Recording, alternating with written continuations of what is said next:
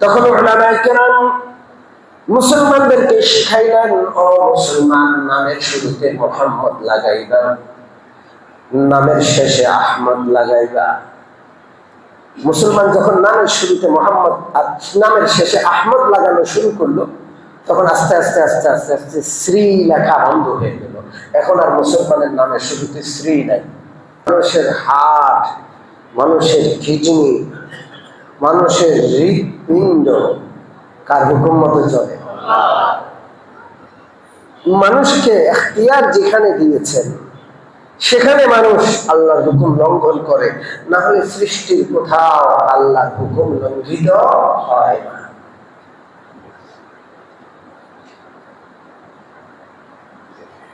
আল্লাহু আকবার। এই জন্য কবি বলেন, এই জগতে যাহা কিছু আছে সকলেই মানিল আল্লাহকে। এই জগতে যাহা কিছু আছে সকলেই মানিল আল্লাহকে।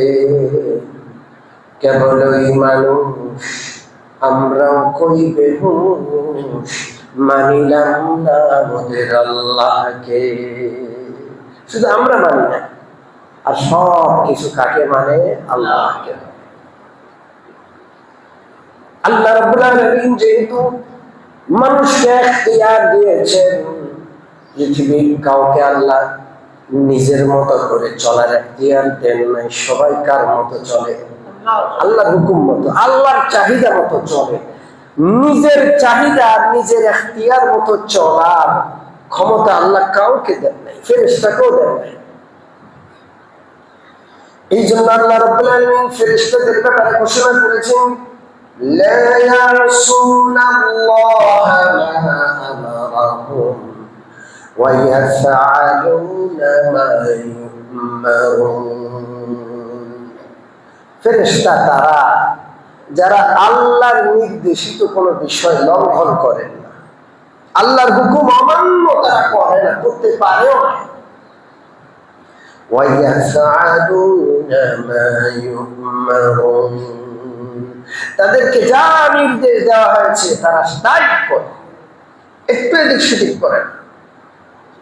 প্রাণী জগৎ, জল জগৎ, স্থল জগৎ, উক্ত জগৎ, নিম্ন জগৎ, পৃথিবীর কোন প্রাণী, কোন জগতের কোন সৃষ্টি, কোন অণু, কোন পরমাণু আল্লাহ রাব্বুল আলামিনের হুকুম একটুর জন্য লঙ্ঘন করে না।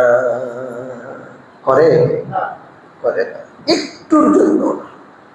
শুধুমাত্র মানুষ লঙ্ঘন করে, শুধুমাত্র মানুষ আল্লাহ বিধান পালন করে না। আর আল্লাহ মানুষকে এই যে এখতিয়ার দিয়েছেন, করলে করতে পারো, না করলেও না করার ক্ষমতা তোমাদের দেওয়া, এই এখতিয়ার দিয়া আল্লাহ তাআলা মানুষকে খলিফা বানিয়েছেন। কি বানিয়েছেন? জোরে বলেন। এই মানুষকে আল্লাহ তাআলা এই জগতে আল্লাহর প্রতিনিধি বানিয়েছেন। খলিফা মানে কি? খলিফা মানে, হ্যাঁ, খলিফা মানে দর্জি না। আমাদের দেশে খলিফা বলে কারে? জোরে বলেন। দর্জিকে। ইংরেজ এই দুষ্ট জাতি ইসলামের শব্দগুলোকে, ইসলামের পরিভাষাগুলোকে অবমাননা করেছে। খলিফা হইলেন আল্লাহ রাসূল সাল্লাল্লাহু আলাইহি ওয়াসাল্লামের প্রতিনিধি হযরত আবু বকর। খলিফা হইলেন হযরত রাসূলুল্লাহর প্রতিনিধি হযরত ওমর, হযরত উসমান, হযরত আলী। খলিফা গোটা মানুষ জাতি কার খলিফা? জোরে বলেন আল্লাহ। আমরা আল্লাহর খলিফা। দর্জির সাথে খলিফার কি সম্পর্ক? বল, দর্জিকে কেন খলিফা বলা হয়?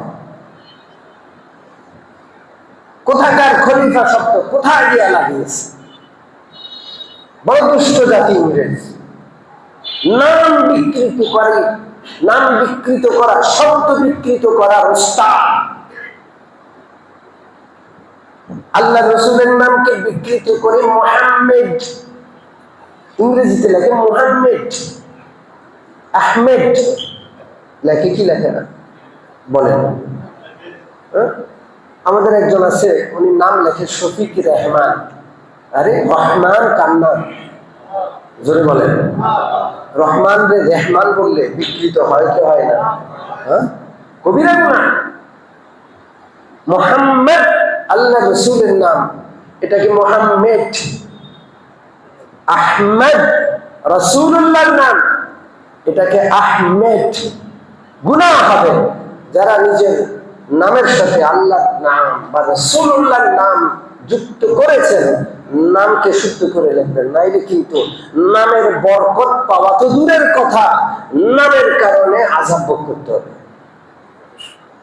আমরা আমাদের নামের সাথে মোহাম্মদ কেন লাগাই? রাসূলুল্লাহর নামের বরকত পাওয়ার জন্য, ঠিক কিনা? এক সময় এই এলাকায় ইংরেজরা আয়েশা হিন্দুদেরকে জমিদার বানিয়ে দিছে। যেই মুসলমান এই ভারতবর্ষ 800 বছর শাসন করেছে, ইংরেজরা এসে মুসলমানদের থেকে কৌশলে ক্ষমতা নিয়ে হিন্দুদেরকে জমিদার বানাইয়া মুসলমানদেরকে চাকর নৌকর বানাইয়া দিছে। তখন হিন্দুরা এত প্রভাব মুসলমানের উপর বিস্তার করেছে, মুসলমানরা নামের শুরুতে শ্রী লাগাইতো। শ্রী কি লাগাইতো? শ্রী। আমার নানার বাড়িতে একটা কাঠের আলমারি ছিল, খুব দামি। ওই কাঠের আলমারি খোদাই করা নাম লেখা আছে শ্রী নজির আহমদ।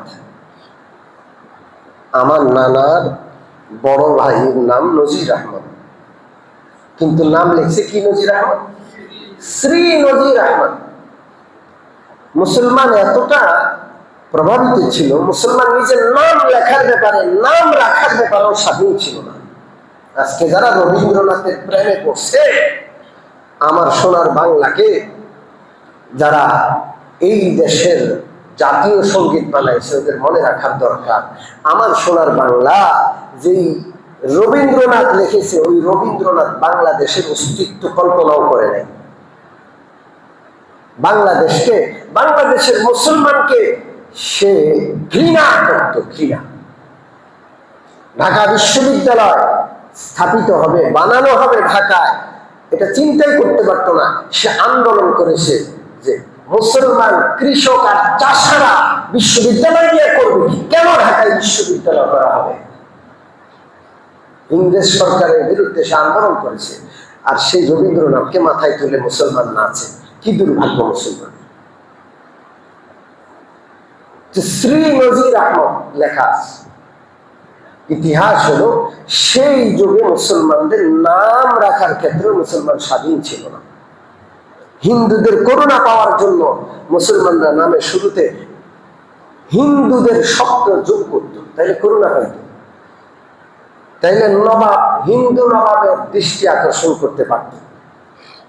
মুসলমান মানে ঘৃণিত নাগরিক, তৃতীয় শ্রেণীর, চতুর্থ শ্রেণীর নাগরিক, এমন হয়েছিল। তখন উলামায়ে কেরাম মুসলমানদেরকে শিখাইলেন, ও মুসলমান, নামের শুরুতে মুহাম্মদ লাগাইবা, নামের শেষে আহমদ লাগাইবা। মুসলমান যখন নামের শুরুতে মোহাম্মদ আর নামের শেষে আহমদ লাগানো শুরু করলো, তখন আস্তে আস্তে আস্তে আস্তে আস্তে শ্রী লেখা বন্ধ হয়ে গেল। এখন আর মুসলমানের নামের শুরুতে শ্রী নাই। মোহাম্মদ আবুল কালাম, মোহাম্মদ জুনাইদ, মোহাম্মদ ইদ্রিস নামের শুরুতে মুসলমান কি লাগায়? অতএব মোহাম্মদ কেন লাগাইলাম? মোহাম্মদ সাল্লাল্লাহু আলাইহি ওয়াসাল্লামের নামের বরকত পাওয়ার জন্য। কিন্তু ইংরেজদের অনুকরণ করে যদি মোহাম্মদ লেখেন, আহমেদ, রাসূলুল্লাহর নামকে বিকৃত করেন, তো এই নামের বরকত তো পাওয়াই যাবে না, বরং এই নামকে বিকৃত করার অপরাধে আসামি হইতে হবে।